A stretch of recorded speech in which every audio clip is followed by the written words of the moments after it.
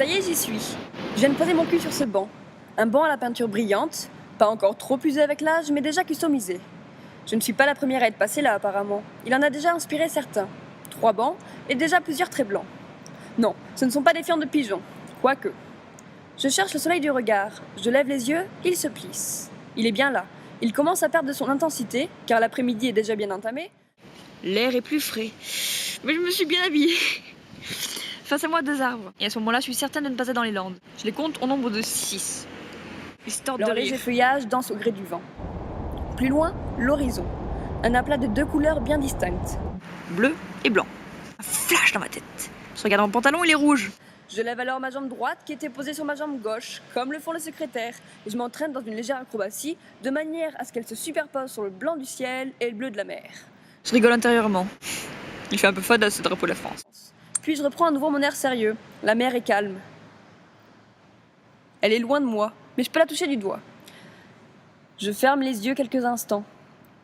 Son doux chuchotement vient me chatouiller les oreilles. Je me sens reposer. Puis j'entends des gens passer derrière moi. Mes yeux se réouvrent. Je me concentre sur mon écran. Il fait guise de miroir.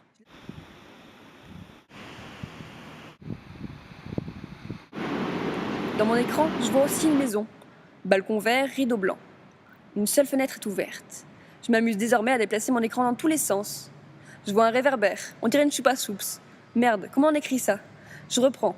Je vois un réverbère. On dirait une sucette. Ça me fait penser que j'ai faim. Mon ventre gargouille. Que mange-t-on ce soir? Je papillonne quelques instants. Je m'imagine alors un bon repas. J'en ai l'eau à la bouche.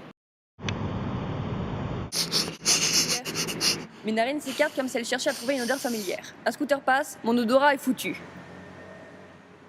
Je regarde alors l'heure. Je ne suis pas prête de manger. Ça fait déjà plus d'1h15 que je suis là.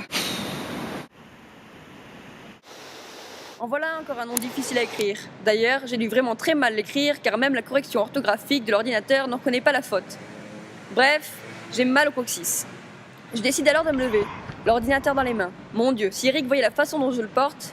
Puis un chat passe, je l'appelle désespérément. Vous savez comment on fait avec les lèvres en cul de poule? Rien n'y fait, il ne me regarde pas. Continue sa route et rentre dans sa cachette secrète. Ici, un petit trou au milieu des feuillages. Alors, toujours avec mon ordinateur, je vais voir ça de plus près. Je m'agenouille. Des petits cailloux s'enfoncent dans mon genou.